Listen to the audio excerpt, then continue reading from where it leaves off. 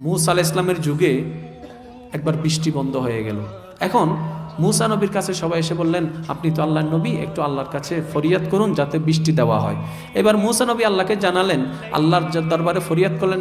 আল্লাহ পাক বললেন, মুসা, এই কওমের ভিতরে এমন একজন বান্দা আছে যে আজকে 40টা বছর হয়ে গেল আমি আল্লাহর দরবারে একটা সিজদা পর্যন্ত দেয় নাই, 40টা বছর হয়েছে, তার কাজে আমি বেশি অসন্তুষ্ট হয়েছি, সুতরাং বৃষ্টি দেওয়া হবে না, তুমি এটা জানাই দাও। মুসা নবী আসলেন। একটু কল্পনা করবেন, দেখেন আল্লাহ কেমন দয়াবান। কোন নবীর উম্মত? মুসা নবীর উম্মত। আমরা তো আল্লাহর হাবিব নবীর উম্মত। ওদের জন্য যদি সুযোগ এমন হয় আমাদের একটু বেশি হবে না? এখন দেখুন, মুসা নবী রাগান্বিত হয়ে আসলেন, সবাইকে এক জায়গায় করলেন, কয় তোমাদের ভিতরে এক পাপিষ্ট নাকি আছে যে 40টা বছর হয়ে গেছে এখনো পর্যন্ত আল্লাহর দরবারে সিজদা দেয় নাই, আল্লাহর নিয়ামত খাচ্ছে, আল্লাহর রহমত নিয়ে আছে বেঁচে, এখনো পর্যন্ত আল্লাহকে একবার আল্লাহ বলে ডাক দেয় নাই। এত বড় নাফরমানকে বের হ, তোর কারণেই বৃষ্টি হচ্ছে না, সবাই কষ্ট পাচ্ছে। তখন ওই জনসমুদ্রের ভিতরে ওই মানুষটাও ছিল। এত জনসমুদ্রের ভিতরে ওই মানুষটা যখন এরকম একটা বিপদে পড়ে গেছে, বের না হলে বৃষ্টিও হবে না। নিজের বিবেকের কাছে নিজের লজ্জাবোধ, আমি একজনের কারণে সবাই কষ্ট পাচ্ছে, আমি একজনের কারণে এটাও মানতে পারছি না, কিন্তু আমি যদি এখন বের হয়ে যাই সবার সামনে তো আমি বাটপার, চোর, লাঞ্ছিত হয়ে যাব। হ্যাঁ না, কোনো সাড়া দিচ্ছে না। হঠাৎ করে দেখলো পরিষ্কার আকাশ মেঘলা হয়ে গেল। কিছুক্ষণ পরে সেই মেঘ থেকে অঝোর দ্বারা বৃষ্টি নামতে লাগলো। এখন মুসা নবী নিউজ আনলেন কি? বৃষ্টি দেওয়া হবে না ওইরকম একজন বান্দার কারণে। এবার মুসা নবী আবার তুর পাহাড়ে চলে গেলেন। আল্লাহ, ব্যাপার কি? তুমিই বললা বৃষ্টি হবে না একজনের কারণে, সে একজন তো এখনো বের হয় নাই, অপরাধী এখনো বের হয় নাই, আবার বৃষ্টি আসলো কেন?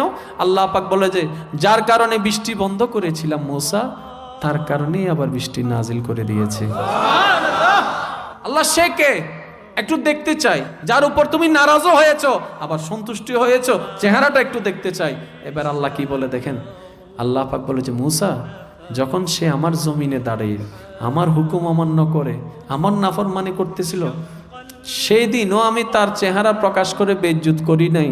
আজকে তো সে আমার হয়ে গেছে, আজকে কিভাবে চেহারা দেখাবো? আপনি খেয়াল করছেন যে আল্লাহ আপনার প্রত্যেকটা সেকেন্ডে কিভাবে আপনার ইজ্জতকে হেফাজত করছেন? আপনি যখন কোনো গুনার কাজ করতে যান তখন কিন্তু আপনার মনে আপনাকে একটা হার্টবিট দেয়, করিস না, দুপ দুপ দুপ দুপ দুপ দুপ, হার্টবিট বেড়ে যায়। এটা কিন্তু হার্টবিট বাড়ে না, এটা সিগন্যাল দিচ্ছে, বান্দা এই কাজটা নাফরমানি কাজ, এটা গুনার কাজ, আল্লাহ নারাজ হবে, তুই করিস না। তো ওই বুকটাই কিন্তু দুপ দুপ করে এই নিউজটাই দিচ্ছে। আমরা কিন্তু বুঝতে পারি না যে এটা আল্লাহর পক্ষ থেকে আসা একটা নিউজ আমাদের জন্য, বান্দা করিস না, আল্লাহ কষ্ট পাবে, আল্লাহ নারাজ হবে, তারপর আমরা করে ফেলি। কিন্তু আমার আল্লাহ এত দয়াবান, সে গুনাহটা করার পরও কিন্তু সমাজে সবার সামনে ইজ্জতটা বাঁচাই রেখেছে, গুনাহটা গোপন করে রেখেছে। ও মুসা, গুনাহ করছে তখন চেহারা দেখায় বেইজ্জতি করি নাই, আজকে তো সে তওবা করে মাপ চাইয়ে নিছে।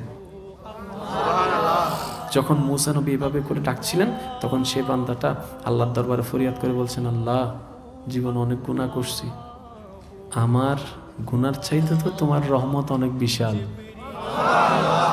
আমার গুনার পাহাড়ের তুলনায় তোমার রহমত তো অনেক বিশাল। আল্লাহ, নাই তুমি মাফ করে দিলে তো হয়ে যায়। আল্লাহ, তোমার নাফরমানি করেছি, তোমার কাছে মাফ চাচ্ছি, তুমি মাফ করে দাও, আমি আর জীবনও করব না।